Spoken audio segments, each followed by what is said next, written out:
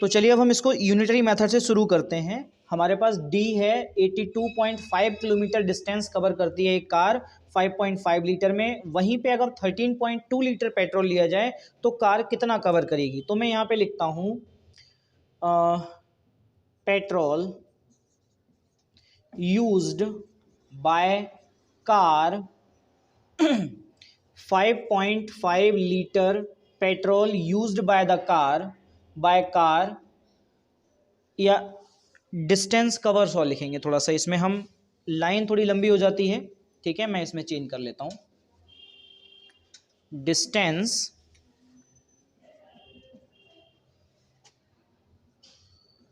Distance covers in 5.5 litre petrol is equal to 82.5 kilometre. यानी कि total distance जो cover करता है 5.5 लीटर पेट्रोल में, वो हमारी इतनी डिस्टेंस कवर करता है। सिमिलर कॉन्सेप्ट लिखते जाएंगे हम। 5.5 को अगर मैं 5.5 से डिवाइड कर दूं तो ये 1 हो सकता है या नहीं हो सकता, बताओ, है ना। और आपने एक चीज सुनी है, पढ़ी भी होगी, कि जिससे हम LHS में मल्टीप्लाई करते हैं या फिर कि जिससे हम इधर अगर मल्टीप्लाई करेंगे तो हमें RHS में भी मल्टीप्लाई करनी होती है, अगर डिवाइड करते हैं तो RHS में भी डिवाइड करते हैं। अगर ऐसा करते हैं तो जो हमारी इक्वेशन है या जो कॉन्सेप्ट है उस पर कोई इफेक्ट नहीं पड़ता है। तो मैंने यहाँ पे 5.5 से डिवाइड कर लिया। क्यों डिवाइड किया है? ताकि मैं इसको 1 बना सकूँ। एक तो मेथड ये हो जाता है, इसमें 82.5 अपॉन 5.5 और ये आपका किलोमीटर आ जाएगा। ये बात समझ आई नहीं आई, बताओ आपको, है ना। इसको वही सिमिलर लिखेंगे हम, और यहाँ पे 1 litre petrol is equal to, यहाँ पे देखो मैं पहले एक काम कर सकते हैं, हम पॉइंट हटा सकते हैं। पॉइंट हटाया मैंने, पॉइंट ऊपर से हटा दिया, पॉइंट नीचे भी सिंगल डिजिट है, ऊपर भी सिंगल डिजिट है, तो इस पर कोई इफेक्ट नहीं पड़ेगा, हम आराम से पॉइंट हटा सकते हैं। ठीक है, ये हो गया हमारा 82,555 किलोमीटर। इतनी बात समझ आई आपको या नहीं आई, बताओ। अब हमसे पेट्रोल कितनी बोल रहा है, वो ये कह रहा है इतने लीटर पेट्रोल में कितना चलेगी। तो अगर मैं 1 की मल्टीप्लाई इससे कर दूं, तो अगर मैं मल्टीप्लाई इधर करूंगा तो मुझे इधर भी करनी पड़ेगी। चलिए मल्टीप्लाई करते हैं। Distance cover in 13.2 litre is equal to 82,5 upon 55 multiply, मैंने इधर 13.2 से मल्टीप्लाई किया है ना, इधर भी मुझे 13.2 से मल्टीप्लाई करना पड़ेगा। ये बात समझ आई आपको या नहीं आई, बताओ, कन्फ्यूजन तो नहीं है। अब हम इसको डिवाइड कर लेते हैं। 5 से डिवाइड करेंगे तो 11 हो जाएगा, इसको 5 से करेंगे तो 1, और यहाँ पे कितना आएगा 5 3 आ जाएगा, 32 6 आ जाएगा, 2 जाएगा 5 आ जाएगा। और ये 11 से डिवाइड हो रहा है क्या? बिल्कुल हो रहा है। 11 बन जाए 11, और 11 से अगर इसको हम डिवाइड करेंगे तो ये आएगा 1 और 5। ठीक है, मल्टीप्लाई कर लेते हैं। 15 मल्टीप्लाई 13.2। ये बात आपको समझ आई या नहीं आई? और आगे हमारा चल रहा है किलोमीटर। ये बात समझ आई या नहीं आई? कन्फ्यूजन तो नहीं है ना? Very good. अब हम मल्टीप्लाई करते हैं। देखो, मल्टीप्लाई करने का सबसे आसान तरीका क्या है पता है आपको? मैं आपको बहुत आसान तरीका बताता हूँ। अगर आप 15 से डायरेक्टली मल्टीप्लाई करोगे बहुत टाइम लगेगा। आप इसको और छोटा बना लो। और छोटा बनाने के लिए मैं इसको 2 से मल्टीप्लाई कर लूँ और इसको 2 से डिवाइड कर दूँ। बात समझ आ जाएगी? क्या मैं इसको ऐसे, या फिर डायरेक्टली मल्टीप्लाई अगर कर, 15 का टेबल याद है आपको? नहीं है ना, कोई दिक्कत नहीं। हम यहाँ पे वही करते हैं सिमिलर। मैंने इसको 2 से मल्टीप्लाई करूँगा 30 बन जाएगा, यस और नो। इसको 2 से डिवाइड करूँगा, ये आएगा 6.6 आ जाएगा कि नहीं आ जाएगा, बताओ। अब मल्टीप्लाई करना हमें ईजी हो गया या नहीं हो गया? सबसे पहले यहाँ 10 है, 33 अलग कर लो, 10 को अलग कर लो। समझ आ रहा है? जैसे मान लो अगर यहाँ 30 लिखा हुआ हो तो क्या हम उसको ऐसे लिख सकते हैं, 3 × 10 लिख सकते हैं ना। तो वही सेम यहाँ पे अप्लाई करते हैं। 3 अलग कर लेते हैं, 10 अलग कर लेते हैं। ठीक है, तो यहाँ पे 10 रह जाएगा, मल्टीप्लाई 3 मल्टीप्लाई 6.6 किलोमीटर। बात समझ रहे हो? अब हम क्या कर लें, 10 मल्टीप्लाई 3 की मल्टीप्लाई इससे करेंगे तो 8 आएगा, क्योंकि 3 की मल्टीप्लाई करना ज़्यादा ईजी है अब हमें। 3 से 8 आ जाएगा 1, 3, 18, 19, ये इतने किलोमीटर आंसर आएगा, नहीं आएगा। अब मल्टीप्लाई 10 से कर लेंगे तो ये आएगा 198 किलोमीटर। इतनी बात आपको समझ आई या नहीं आई? अब आपको इतना नहीं करना है, आपको इतना नहीं करना है, माइंड में क्या चीज़ करनी है कि 2 से इसको मल्टीप्लाई करेंगे 3 आ जाएगा, केवल माइंड में ये रखना है 30 आएगा 3 हो गया, और 2 से इसको डिवाइड करेंगे तो 66 आएगा, 66.6 आएगा। बात समझ रहे हो? आपने 30 कर लिया, 6.6 कर लिया, है ना, 0 से ख़त्म करके 3 इंटू 66 हो गया भाई, 0 से पॉइंट हट जाएगा, 10 से मल्टीप्लाई होगी और डायरेक्टली मल्टीप्लाई हो गया 198, 3 से मल्टीप्लाई करके ऐसे निकाल दोगे। आपको इतना नहीं करना है, ये मैंने आपको समझाने के लिए कराया था। बात समझ आ गई? कन्फ्यूजन तो नहीं है कोई? चलिए अब हम बात करते हैं नेक्स्ट की। ये बात समझ आ गई ना आपको? ये हमें दे रखा है, ठीक है, if the baggage of 15 workers 6 days is इतना, इतने वर्कर हैं, इतने डेज वर्क करते हैं, इतना उनको अमाउंट मिलता है। M2 इतने वर्कर्स हैं, इतने डेज वर्क करना है तो कितना अमाउंट उन्हें मिलेगा। इसके लिए हमारे पास दो कॉन्सेप्ट हैं। क्या क्या? एक तो यूनिटरी मेथड है, ठीक है, एक दूसरा मेथड और है, उसके लिए मैं, हाँ, डायरेक्ट वेरिएशन कर सकते हो, या फिर मैं आपको एक और बताता हूँ। एक चीज़ ध्यान रखना, जो हमारा एक ये फॉर्मूला होता है M1D1 upon W1 is equal to M2D2 upon W2, और यहाँ पे H भी आ जाता है, H1 और H2। ये एक फॉर्मूला है, आप कुछ मत लगाइए, केवल ये फॉर्मूला ध्यान रखिए बस। हमेशा याद रखना, मैन और वर्क में क्या होता है, ये एक दूसरे के क्या होते हैं, अपोजिट में आएंगे, यानी कि अपॉन में आएंगे दोनों, ठीक है, बात ये ध्यान रखना बस। अब हम यहाँ पर आते हैं, ठीक है, कौन सा मेथड यूज़ करते हैं हम यहाँ पर? अपना ये वाला मेथड। इसके लिए हमारे पास आएगा अकॉर्डिंग टू, चलो मैं इसमें डायरेक्टली अप्लाई करता हूँ। M1 की वैल्यू 15 है, मल्टीप्लाई D1 कितना कराना है उनसे, 6 डेज वर्क कराना है, और अमाउंट, अच्छा मैं इसको पहले तो आपको उससे दिखा दूँ, यूनिटरी मेथड से करके। यूनिटरी मेथड से बाद, पहले यूनिटरी से करते हैं, इसको बाद में करेंगे। हमसे देखो टोटल, हमें अमाउंट निकालना है तो अमाउंट इधर रखेंगे, अमाउंट या सैलरी, या जो इसमें लिखा हुआ वो लिख दो, bag of bags rupees 9450 rupees for 6 days is equal to 19 man, oh sorry 15 man या वर्कर, 15 वर्कर्स, इतने रुपए मिलते हैं 6 डेज में 15 वर्कर्स को, ठीक है। हमें अमाउंट निकालना था ना, सैलरी, हाँ भाई अमाउंट निकालना था, इसमें थोड़ा सा चेंज करेंगे हम, हमें सैलरी को उधर पहुंचाना है, क्योंकि हमें जो फाइंड आउट करना होता है उसको हम इधर रखते हैं, ठीक है। तो हम फाइंड आउट करने वाले को यहाँ से हटा लेते हैं, इसको 15 man working for 6 days to get कितना अमाउंट मिलता है उनको, ₹9450, ठीक है। यानी कि 1 man work for 6 days to get कितने रुपए मिलेंगे, 9450 अपॉन 15। ये बात आपको समझ आई या नहीं आई? ठीक, अब आते हैं 1 man work for 1 day to get कितने रुपए उसको मिलेंगे एक दिन में, अगर वो वर्क कंप्लीट करता है तो,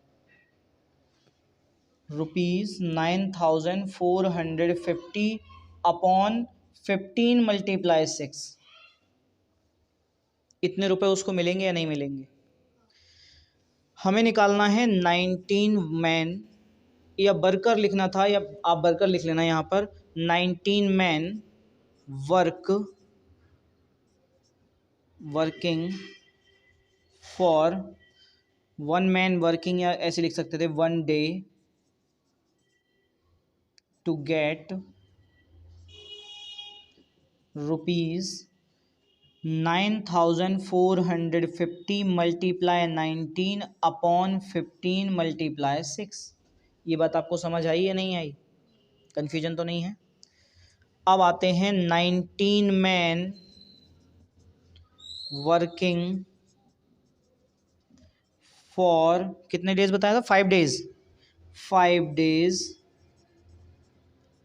टू गेट रुपीज, अच्छा ये थोड़ा सा नीचे लिख लेता हूँ मैं, यहाँ पे स्पेस कम है, rupees 9450 multiply 19 multiply 6 upon 15 multiply 6। ये बात, सॉरी यहाँ 5 है ना, 5 से मल्टीप्लाई करनी है। ये बात समझ आई आपको या नहीं आई बताओ? कन्फ्यूजन तो नहीं है कोई? अब हम इसको डिवाइड कर लेते हैं, 5 बन जा 5, 5 3 जा 15, ठीक है, और डिवाइड ये हो सकता है क्या? 9 9 18 बिल्कुल हो सकता है। तो मैं इसको यहाँ पे डिवाइड कर लूँ इसे साफ करके, क्योंकि नीचे स्पेस कम हो जाएगा, तो फिर मैं यहाँ पे डिवाइड कर लेता हूँ इसको। हमारे पास टोटल बचा है रुपीज़ 9450 इंटू 19 अपॉन 3 मल्टीप्लाई 6। ठीक, मैं डिवाइड करता हूँ इसको, 1 जा, एंड इसको डिवाइड करेंगे 3150, क्या और 3 से हो सकता है? 6 9 बिल्कुल हो जाएगा, 3 2 जा 6, 3 से इसे डिवाइड करेंगे तो 1 0 5 0 5 6, 2 से हो जाएगा अभी ये, 2 से डिवाइड करोगे आप तो ये बनेगा हमारा 5 2 एंड 5, और हमारे पास टोटल अमाउंट बन रहा है 525 मल्टीप्लाई 19 और रुपीज़। कितना आएगा? 19 से मल्टीप्लाई कर दो, रुपीज़ 19 5 जा, अब ये सब मल्टीप्लाई करना पड़ेगा, 95 होते हैं, 9 19 2 जा 38, 38 और 9, 38 और 9 कितना हो जाएगा? 47 7 4, 19 5 जा 95, 95 और 4 95 और 4 99, इतने रुपए उसको अमाउंट, इतने रुपए उन सभी को अमाउंट मिलेगा। ये बात समझ आई आपको या नहीं आई? क्वेश्चन नंबर 2 हमारा कह रहा है if x varies directly as by then fill in the blanks. यहाँ पे एक क्वेश्चन है फर्स्ट वाला हमारा,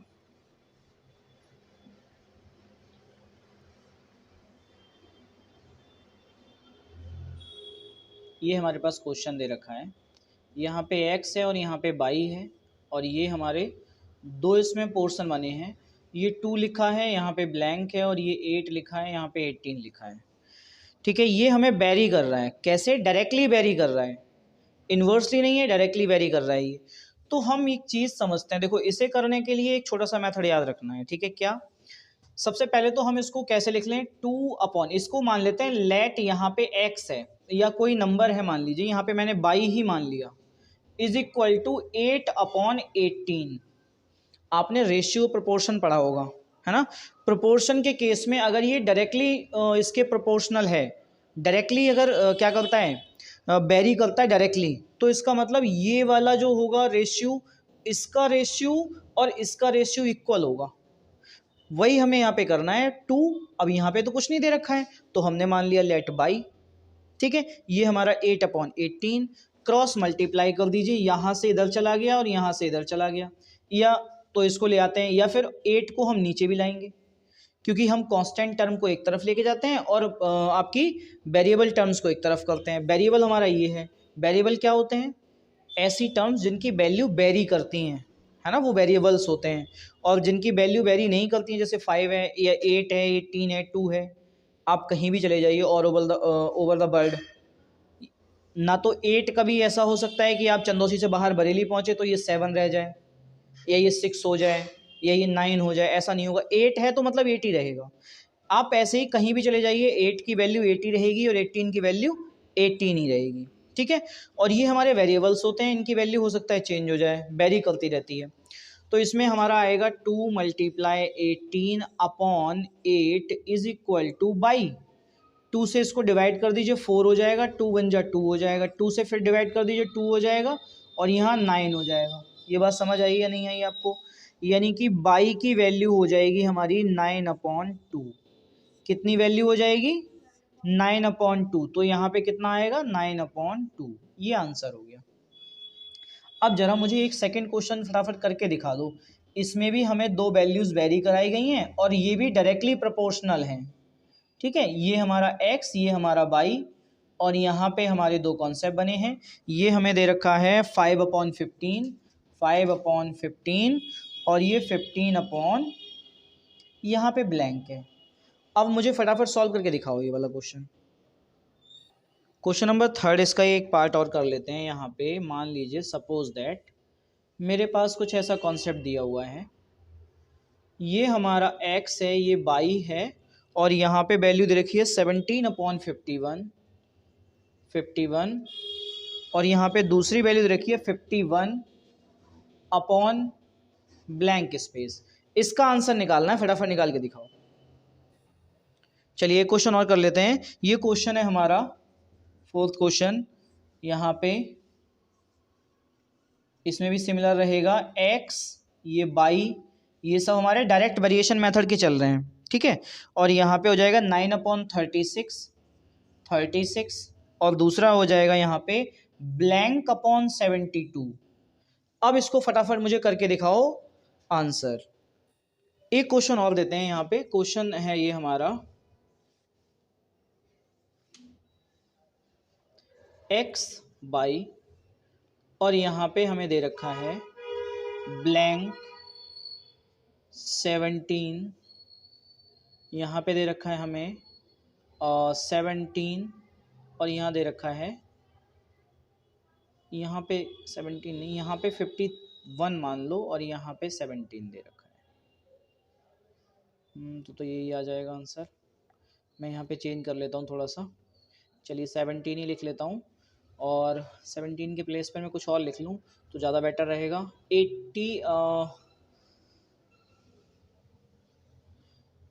68 और यहाँ पे लिख देता हूँ 34, ठीक है। आप फटाफट करके दिखाओ इसे। x varies directly as y and x is equal to 25 when y is equal to 75 find the x when y is 225। ये बोल रहा है क्वेश्चन नंबर हमारा थर्ड है। यहाँ पर ये कह रहा है x and y, x is equal to हमें 25 दे रखा है, तब हमारा y निकल के आता है 75। बात समझ रहे हो आप? और जब हमने y इज इक्वल टू ले लिया 225 तो x इज इक्वल टू कितना होगा? अभी हमने जस्ट पढ़ा है according to direct variation method, ठीक है। इसके अकॉर्डिंग इसको सेट कर लेते हैं हम। पहले तो देख लीजिए, ये हमारा x, ये हमारा y। इस पे अगर हम बात करें तो ये हो जाएगा हमारा 25, तब 75 रहता है ये। और जब ये अच्छा ये वाला हमें फाइंड आउट करना है x की वैल्यू, जब ये 225 हो जाता है तब। तो हमें कैसे करना है इसको?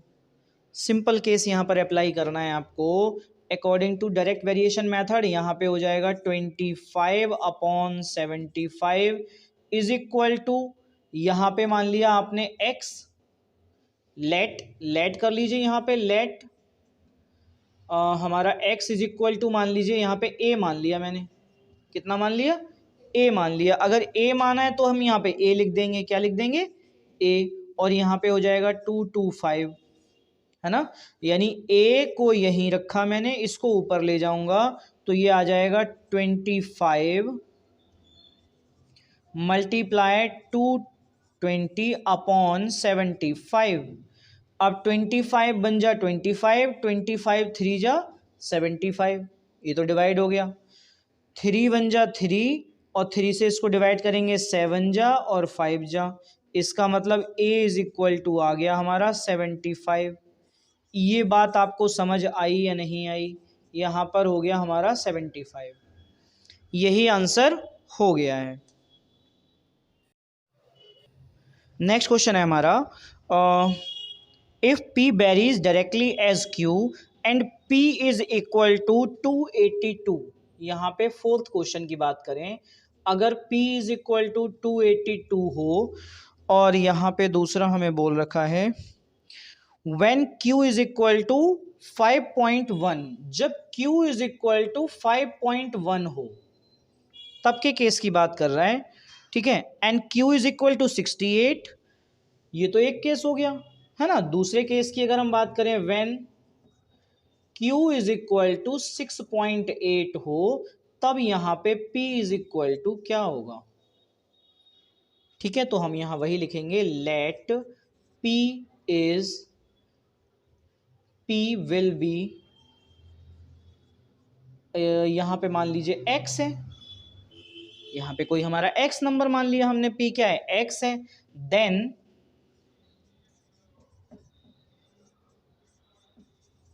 अकॉर्डिंग टू, इसमें हम अकॉर्डिंग बनाएंगे, ये वही x और y दोनों को, सॉरी x और y नहीं, हम p को q लिखेंगे, p एंड q, ठीक है। p की वैल्यू कितनी है, p की वैल्यू हमें दे रखी है, इधर लिखी है 282 और q की वैल्यू है 5.1 है, 5.1 और यहाँ पे हमें ये हमने p की वैल्यू क्या ले ली, x ले लिया सेकेंड केस में, और q की वैल्यू जब 6.8 है तब हमें फाइंड आउट करना है। According to the direct variation method, यहाँ पे हम यूज करेंगे direct variation method, direct variation method, the ratio will be equal, the ratio will be equal in each case, in each case, कौन से वाले में, 282 upon 5.1 is equal to x upon 6.8। हम value apply करते हैं यहाँ पे, 282 मल्टीप्लाई 6.8 अपॉन दूसरा है हमारा 5.1 is equal to x। Point से मैंने पॉइंट हटा दिया और यहाँ पे कितना हो गया, 282 multiply 68 upon 51 is equal to x। 17 3 जा 17 से डिवाइड हो रहा है ये, और 17 4 जा, ये पूरा डिवाइड हो गया, ठीक है। और आगे नेक्स्ट 3 से ये क्या डिवाइड हो रहा है, 8 और 4 12, 3 से डिवाइड हो रहा है, 3 1 जा, 3 से इसको डिवाइड करेंगे तो ये आएगा 3 9 जा एंड 3 4 जा, तो यहाँ पे आया हमारा 94 multiply 4 is equal to x। ये बात समझ आई या नहीं आई? और 4 से मल्टीप्लाई करोगे तो 4 4 जा 16, 1 4 9 जा 36, 37, इतना हमारा आंसर आ गया x का। ये बात समझ आई या नहीं आई? So the value